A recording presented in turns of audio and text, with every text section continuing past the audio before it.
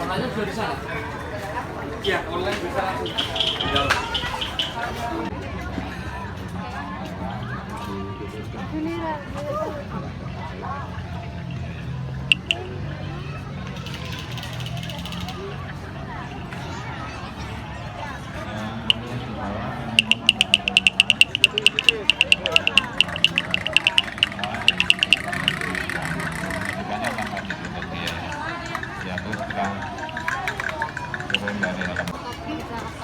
Oh, nanti Pak langsung ditunjuk langsung.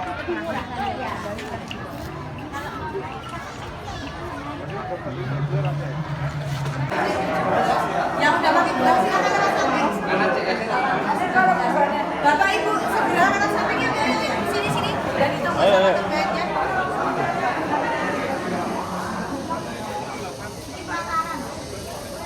Mana guide-nya, Bu? Oh ya. 20. Tambah ini belakang. 21, 22, 23. Iki ya. Oke, 23. Oke, silakan.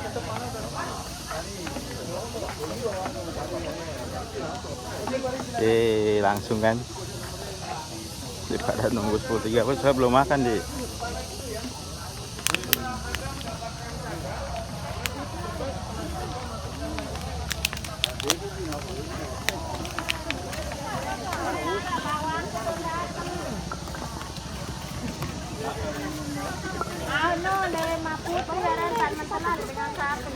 Selamat pagi guys. Jadi ini tahun 2023 Candi Borobudur sekarang bisa naik ke candi, cuman dengan syarat dan ketentuan terbatas.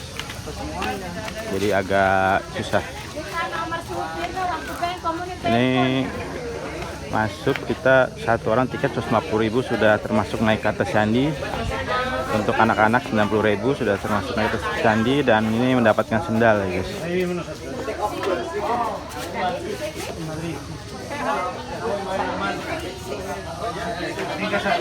Ini kita dapat sendal guys. Itu tadi tiket yang 150.000 itu udah termasuk guide ya guys.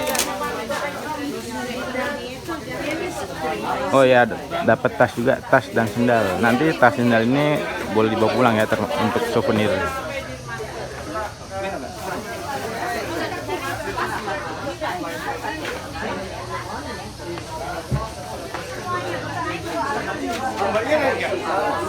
Enggak. Kalau enggak. Ini berarti tuker aja. Apa sepatu taruh mana? Sepatunya nanti dipakai dulu. Hah? Itu sandal. Oh, dibawa aja ya. Setelah dicoba, cocok, masukkan tas, nanti pakai di sana. Oke, ini minta ke sini. Iya. Adanya mau dikasih ukuran 36 aja. Ada kan?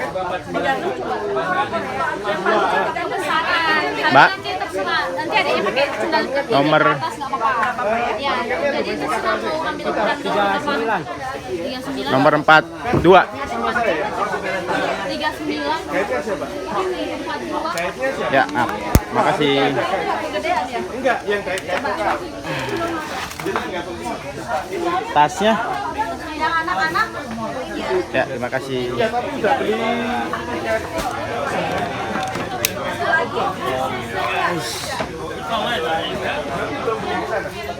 Dapat tas dan sendal ya guys.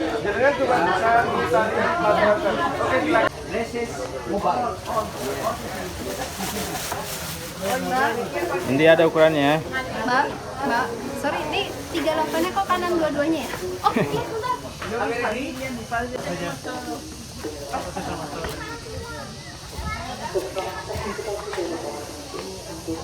Oke, silakan yang saya silakan. Ini 42. Pakainya ntar nih di candi. Enggak boleh. Kami ucapkan selamat pagi, selamat datang di areal Taman Wisata Candi Borobudur. Perkenalkan, nama saya Hisam. Kapasitas saya sebagai pemandu wisata di areal Taman Wisata Candi Borobudur. Perlu kami sampaikan di sini, meskipun Borobudur ini merupakan situs agama Buddha, tapi sebenarnya saya bukan pengikut Buddha. Saya asli adalah Muslim. Tapi meskipun Muslim, Anda jangan khawatir karena saya bukan teroris. Nah, kemudian sehubungan dengan adanya aturan baru yang ditetapkan di Candi Borobudur bagi para pengunjung yang berkenan untuk menapakkan kaki di situs Borobudur. Pertama, Anda akan didampingi seorang pemandu wisata. Kemudian ketika di situs Candi Borobudur, karena nanti Anda harus menjaga kebersihan candi, untuk itu sandal sepatu yang Anda pakai nanti akan kita ganti dengan sandal yang sudah diberikan oleh pihak taman. Kemudian kunjungan Bapak Ibu di Candi Borobudur karena sekarang agak padat sekitar 40 menit karena kita harus bergantian dengan yang lain. Kemudian untuk itu mungkin sebelum kita menuju ke Candi Borobudur, alangkah baiknya kita menuju ke pusat informasi. Di sana akan saya jelaskan tentang Borobudur secara detail agar ketika nanti Bapak Ibu menapakkan kaki di situs Borobudur bisa mengambil foto lebih leluasa. Oke, untuk lebih singkatnya kita menuju ke Candi Borobudur. Kemudian karena nanti bahwa setiap pengunjung yang akan naik harus didampingi oleh seorang pemandu wisata, mohon pengertian Bapak Ibu agar selalu berjalan dengan saya, tidak boleh meninggalkan grup. Ya, oke, gitu aja. Mari kita menuju ke pusat informasi. Akan saya jelaskan tentang Borobudur secara umum. Oke, silakan. Setelah kita tadi, kemudian Bapak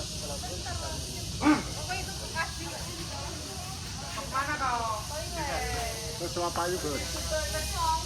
Sewa payung. Ini mah. Panas nanti panas.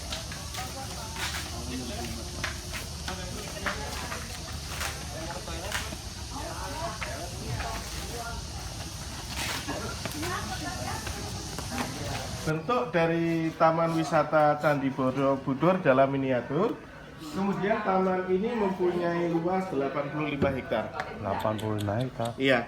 Sekarang kita berada di bangunan nomor 14 sebelah sini. Kemudian lokasi dari situs Borobudur ada di sini. Dari nomor 14 ini sampai ke lokasi candi berjarak sekitar 150 meter. Kalau kita jalan kaki makan waktu sekitar 10 menit.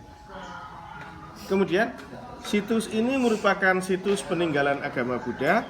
Tetapi meskipun Borobudur ini merupakan situs peninggalan agama Buddha karena pembangunannya di Jawa, ada pembauran antara budaya Jawa dengan ajaran Buddha.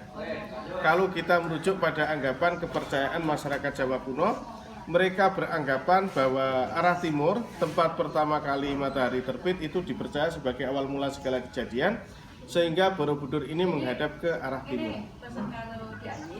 Kemudian nama Borobudur itu sendiri berasal dari dua kata, Boro dan Budur.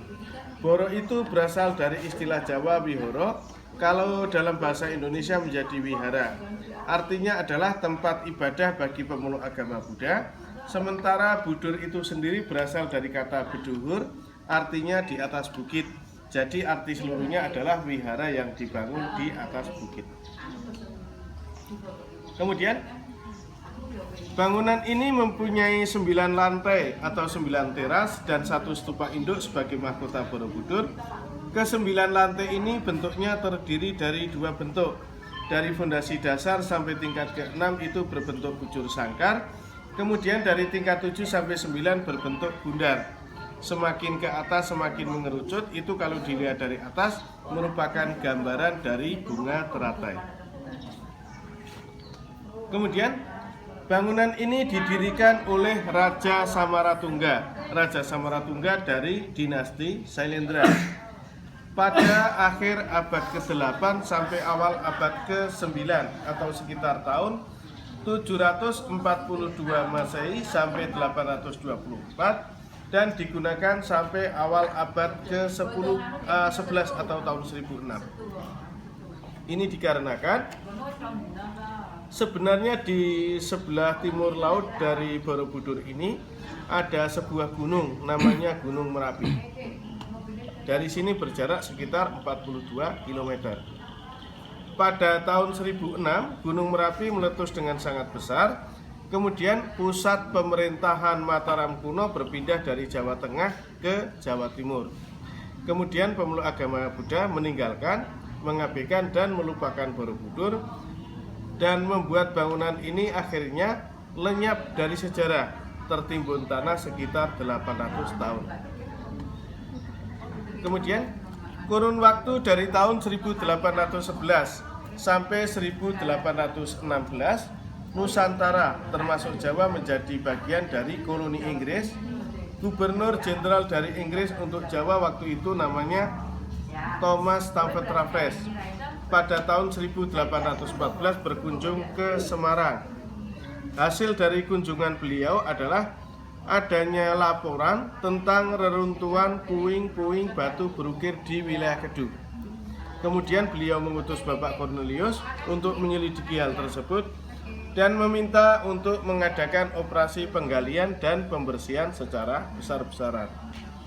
Kemudian ketika koloni ini dikembalikan dari Inggris ke Belanda, proses penggalian dan pembersihan dilanjutkan oleh residen Kedung namanya Bapak Hartman tahun 1835, tetapi hasilnya tidak pernah diumumkan. Kemudian sebenarnya dari awal ditemukan sampai sekarang bangunan ini sudah mengalami 2 kali renovasi atau perbaikan. Kemudian di situ adalah foto-foto zaman Borobudur ketika zaman pemerintahan Hindia Belanda. Sebelum saya jelaskan tentang proses renovasi, tidak ada salahnya Anda menyaksikan foto-foto ketika zaman pemerintah Hindia Belanda karena belum sempat direnovasi atau diperbaiki. Jadi masih seperti itu. Oke, silakan. Pak, kalau ini Pak, Bukit Daki. Oh, Bukit aja ya. Oke, silakan. Pak Hisam, Ya. berarti pada waktu tahun itu berarti semua ini uruk berarti sini. Lenyap. Ini ya, lenyap ya. Karena sekitar Borobudur juga menjadi hutan yang lebat. Berarti galinya juga tinggi, dalam juga ya. Karena penduduk Jawa dulu juga belum sebanyak ini. Tapi kalau waktu itu pemerintah Inggris karena mereka bersifat sebagai penguasa untuk membuka Borobudur kan mudah. Karena tinggal menyuruh orang untuk paksa gitu. Oke, seperti ini ya. Terima kasih, Pak. Oke, seperti ini. Ini adalah kondisi 3 teras bundar bagian atas sebelum direnovasi. Ini kondisi Stupa Induk, bahkan suatu ketika pernah ini dikasih sebuah pemukiman yang digunakan untuk minum teh. Karena dulu sekitar Borobudur adalah perkebunan teh. Kemudian dari awal ditemukan sampai sekarang, sebenarnya Borobudur ini sudah mengalami 2 kali perbaikan atau renovasi. Renovasi yang pertama dilakukan oleh pemerintah Hindia Belanda, dipimpin oleh Van Epp pada tahun 1907 sampai 1911. Tapi pada waktu itu hanya memperbaiki 3 teras bundar bagian atas, sedangkan teras-teras segi 4 yang ada di sisi bawah karena masih dipandang kokoh dan kuat hanya memperbaiki pagalangkan, merapikan dan membersihkan. Tetapi 60 tahun berikutnya kondisi candi mulai miring. Hal ini diakibatkan karena dulu di sekitar candi ini banyak pohon-pohon besar, sehingga akar-akar pohon tersebut masuk ke sela-sela batu. Yang lain karena gempa bumi. Kemudian pemerintah Indonesia bekerja sama dengan UNESCO melakukan renovasi yang kedua dari tahun 1973 sampai 1983. Nah, ini adalah proses renovasi yang pertama tidak diperlihatkan ya, tapi setelah selesai kita menemukan bentuk yang seperti ini. Ini setelah renovasi yang pertama. Awal mula tinggi Borobudur dari fondasi dasar sampai stupa puncak atas itu 42 meter. Tapi karena waktu itu Van Epp hanya menemukan 24% bagian batu bagian atas. Kemudian dia membuat reka-reka dan menemukan bentuk yang seperti ini. Tapi dia sadar bahwa ini dia belum masih meragukan bentuk yang asli.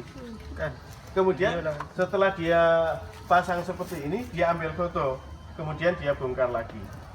Kemudian foto tersebut diserahkan pada sahabatnya ketika salah seorang sahabatnya sedang berulang tahun, tapi di situ dikasih sebuah kalimat, ini hadiah dari sang perusak. Kemudian setelah dibongkar, kita menemukan bentuk yang sekarang tingginya tinggal 35 meter, berkurang 7 meter. Kemudian kalau ini setelah renovasi yang pertama, ini kondisi renovasi yang kedua. Nah, kemudian bentuknya sekarang yang bagian atas seperti ini. Kemudian renovasi yang kedua selesai tanggal 23 Februari 1983. Sayangnya 2 tahun setelah renovasi yang kedua, karena ulah orang-orang yang kurang bertanggung jawab, 9 stupa meledak karena dipasang bom. Pada tanggal 5 Januari 1985. Ini kondisi yang terparah seperti ini. Ini yang kena bom itu, kena bom. Tapi daya ledaknya juga tidak begitu besar. Mungkin sekedar iseng, karena mungkin belum ada mercon, dia coba pakai bom mungkin. Kemudian kalau ini adalah kondisi ketika Gunung Merapi meletus tahun 2010. Kemudian yang ini ketika Gunung Kelut meletus, kebetulan abunya sudah mengerah ke sini. Kemudian karena kita sudah belajar dari kondisi meletusnya Gunung Merapi, kemudian bagian atas sempat ditutup pakai deklet ini untuk menjaga agar abu vulkanik tidak masuk ke sela-sela batu. Oke, sampai sini ada yang perlu ditanyakan? Aman. Oke? Jadi ini awalnya juga kayak teman-temannya ini pulang. Enggak, ini memang asli seperti ini. Ya, ini nanti saya jelaskan ketika kita cerita. Oke, yang lain? Ini ketutupnya berarti tinggi ya Pak, pas Merapi ini ya? Kalau ini setelah 2010, bukan tahun 2006. Bukan tahun 1006 maksud saya. Ya maksudnya ketutupnya agak tinggi juga ya abunya.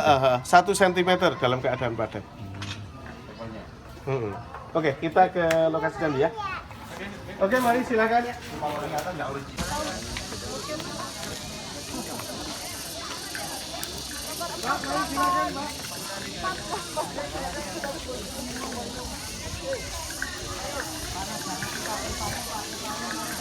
Belum, Pak. Belum. Itu saya terangkan dulu masalah Borobudur secara filosofi ya. Oke, silakan. Oke, tadi saya jelaskan bahwa Borobudur ini mempunyai 9 lantai atau 9 teras. Kemudian ini secara teknis terbagi dalam secara vertikal ke dalam 3 tingkatan. Ada kaki candi, tubuh candi, dan kepala candi. Dan ini secara filosofi melambangkan 3 tingkatan alam semesta menurut filosofi Jawa kuno. Jadi bukan menurut Buddha. Karena menurut filosofi Jawa kuno, alam semesta ini terbagi menjadi 3 bagian. Ada tingkatan dunia nafsu, dunia rupa, dan dunia tanpa rupa. Borobudur juga melambangkan ketiga tingkatan alam semesta tersebut. Yang bagian bawah atau kaki candi ini melambangkan tingkatan dunia nafsu. Kita sering menyebutnya dengan istilah kama dhatu. Kata kama dhatu ini berasal dari 2 kata, kama dan dhatu. Kama itu artinya nafsu. Mungkin kalau Bapak Ibu pernah mendengar istilah Kama Sutra. Nah, kama itu artinya nafsu, tapi kalau sutra itu artinya kitab atau buku. Buku yang membahas tentang hasrat atau keinginan. Kemudian kalau kama dhatu, kama itu artinya nafsu, dhatu artinya dunia. Jadi dunia nafsu. Ini merupakan tingkatan dunia di mana di sini manusia masih terikat oleh hal-hal yang bersifat nafsu dasar kemanusiaan, keserakahan, iri, dengki, kecemburuan, dan lain-lain. Kemudian yang bagian tengah itu terdiri dari 4 lorong, menggambarkan tingkatan dunia rupa atau rupa dhatu. Rupa itu rupa atau wajah atau bentuk, dhatu artinya dunia. Jadi artinya dunia rupa. Ini tingkatan di mana di sini meskipun manusia masih terikat oleh hal-hal yang bersifat kebendaan, tapi dia sudah mempunyai kecenderungan mulia untuk hidup lebih baik dan mulai belajar tentang agama sehingga percaya tentang kehidupan setelah mati. Kemudian tingkatan yang paling atas itu tingkatan dunia tanpa rupa. Kita sering menyebutnya dengan istilah arupa dhatu. A itu tidak atau tanpa. Jadi artinya dunia tanpa rupa. Karena di sini merupakan tingkatan dunia tanpa rupa, di sini tidak ada relief, yang ada adalah 72 stupa berlubang dan 1 stupa induk sebagai mahkota candi. Jadi seluruhnya ada 73. Kemudian bentuk lubang stupa yang ada di 3 teras bundar ini ada 2 bentuk. ada bentuk belah ketupat dan bentuk segi empat. Belah ketupat ini artinya adalah melambangkan hati yang belum stabil. Kadang-kadang percaya, kadang-kadang tidak, kadang-kadang saya yakin benar. Nah, suatu ketika sedang melamun sendiri ada energi masuk yang nggak bagus. Masa iya kan kadang-kadang gitu. Kemudian yang tingkatan yang segi empat itu melambangkan hati yang sudah stabil. Ya, saya benar-benar yakin. Saya tidak mungkin karena saya sudah menyaksikan, saya yakin itu. Kemudian yang tingkatan paling atas itu digambarkan oleh stupa induk yang tidak punya lubang karena itu gambaran dari tingkat sempurna. Oke, sampai sini ada pertanyaan? Mau nanya Pak? Oke, silakan. Masih boleh megang kudanya nggak Pak? Enggak. Oh enggak. Gini, mungkin kalau dulu ketika Mas datang ke sini bisa menyentuh stupa kan? Nah itu sebenarnya kesalahan dari pihak pengelola dulu. Di upload sebuah cerita seolah-olah itu benar kan? Ada satu stupa yang di sebelah timur. Barang siapa yang bisa menyentuh patung Buddha yang ada di dalamnya, keinginannya akan tercapai kan itu. Pintar sebenarnya itu yang bikin cerita. Jadi ceritanya gini, kalimat itu mengundang orang untuk datang ke sini. Tujuannya untuk menyentuh patung Buddha yang ada di dalamnya. Nanti kalau saya bisa menyentuh, saya punya cita-cita pasti tercapai kan gitu. Itu namanya kita gagal paham. Siapa saja yang bisa menyentuh yang ada patung Buddha yang ada di dalamnya, keinginannya tercapai. Bapak Ibu datang ke sini tujuannya untuk menyentuh patung Buddha yang ada di dalamnya. Kalau tangannya nyampe berarti keinginannya tercapai, kalau tidak kan Tapi tidak. itu buatan bukan mitos Pak ya? Buatan bukan buatan. Orang Jawa itu kan pandai-pandai toh Pak. Salah satu contoh lagi misalnya Kala, Dewa Kala. Dalam konsep agama Hindu, Kala itu kan artinya waktu. Digambarkan oleh di Candi Hindu Buddha digambarkan dengan wajah raksasa. Kemudian kenapa wajah raksasa? Karena ketika kita lahir ke dunia, kita tidak mungkin kembali ke masa lalu. Kita harus selalu berjalan ke masa depan. Artinya kita selalu dimakan oleh waktu. Kemudian itu sama orang Jawa diselewengkan kalimatnya, nasihatin anaknya agak bengal, takut-takutin, ojo mangan nang lawang, engko dipangan karo Bathara Kala. Oke, itu aja. Oke, kita nanya. Oke, silakan. Kemudian silakan sepatu Anda ganti di sini. Mungkin pernah tadi baru bangun ya, ini kantin harus bisa, mereka harus ke kantin yang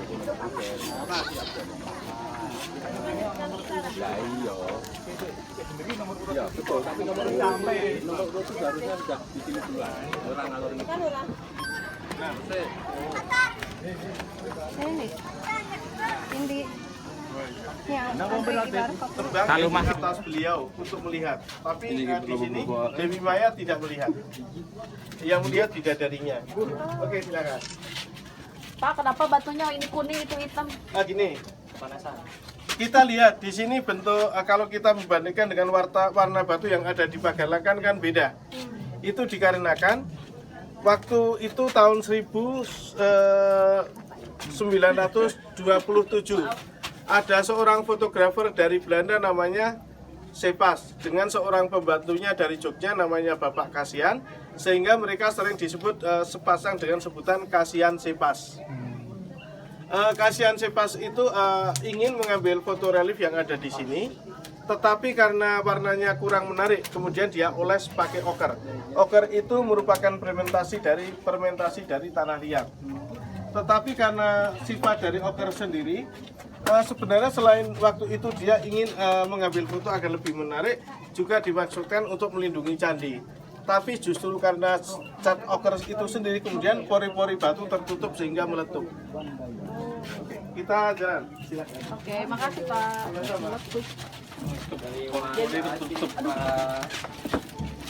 Kemudian ini adalah calon ruh Sang Buddha yang dalam agama Buddha masih sering disebut dengan sebutan Bodhisattva.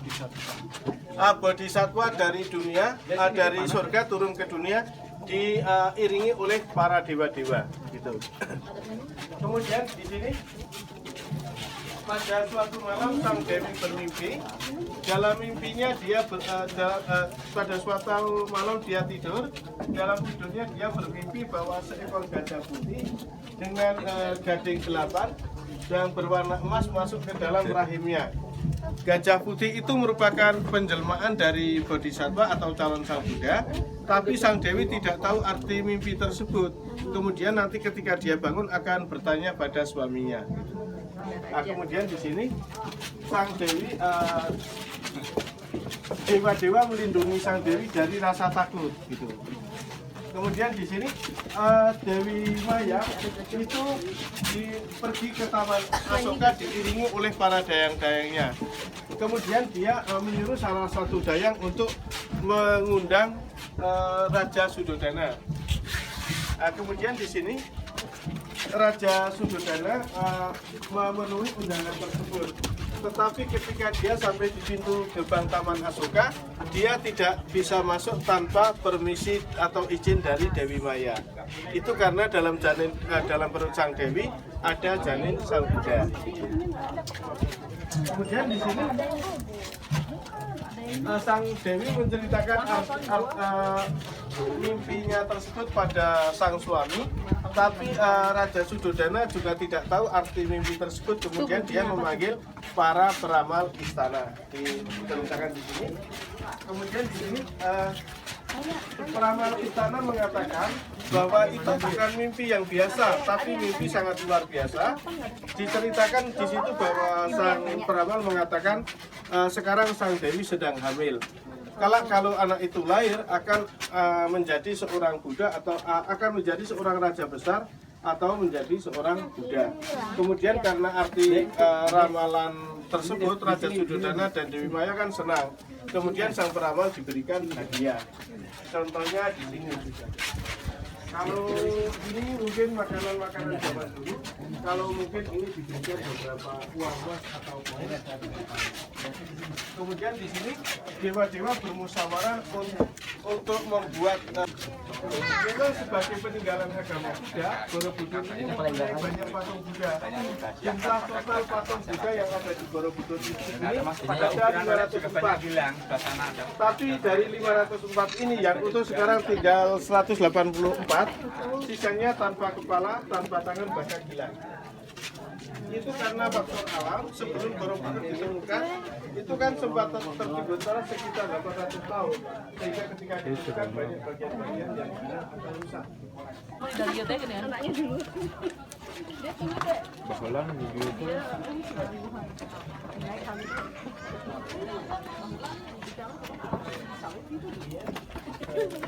Pak Ismail.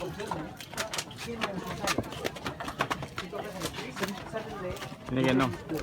Air sebagai manusia dengan figur lain selain Siddhartha ataupun sebagai binatang. Kemudian patung-patung Buddha ini ada di 5 pagar langkah di Candi Borobudur dan ada di dalam 72 stupa berlubang yang ada di 3 teras Buddha. Kemudian mereka mempunyai sikap tangan yang berbeda dan setiap sikap tangan tersebut mempunyai arti yang berbeda juga.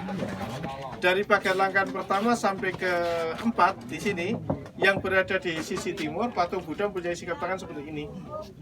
Artinya dia sedang memanggil Dewi Bumi untuk dijadikan saksi tentang penciptaan alam semesta. Kemudian yang berada di sisi selatan itu terbuka seperti ini, artinya dia memberikan berkah. Kemudian nanti yang di sebelah barat seperti ini, artinya dia sedang bermeditasi. Kemudian yang ada di sebelah utara seperti ini, dia sedang mengusir rasa takut.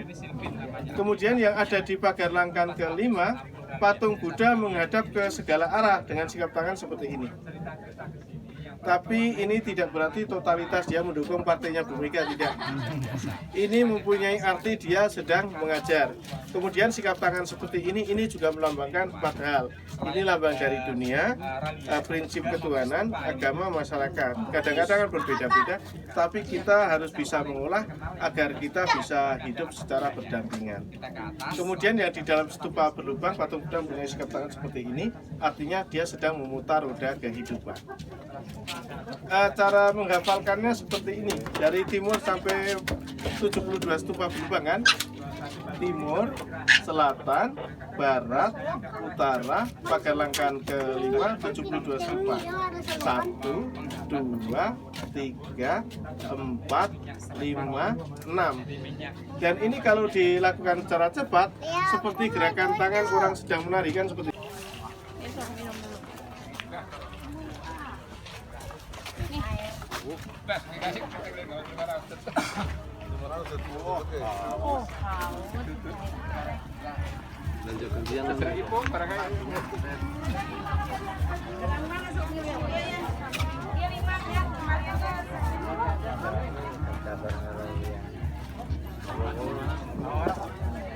Baju-bajunya yang ada, oleh-oleh aja, kaos-kaos 20.000. Ngomong ki relatif. Relatif. Jono sing tanggung Sini dimurahkan, bisa kecil ada, campur-campur bisa sini 20.000 aja. Ini yang celana juga ada sini. Celana dasar sini dimurahkan. Ini juga sama kaos baju. Ini ada bajuan aja ya, kaos-kaosnya ya. Sini habis kaosnya sini gambar-gambar sepeda bisa boleh. Yang baru ini Mas ya aku saja lihat ini apa yang ini juga ada.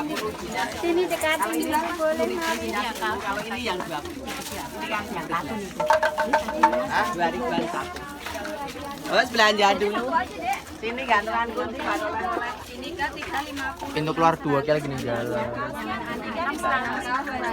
Baju anak kecilnya 20.000-an di sini dia enggak apa-apa sih 20.000-an aja. Ya dulu enggak apa-apa. Belanja kaos. Kaosnya 350 ya boleh sini. Kaosnya 600. 350 sini.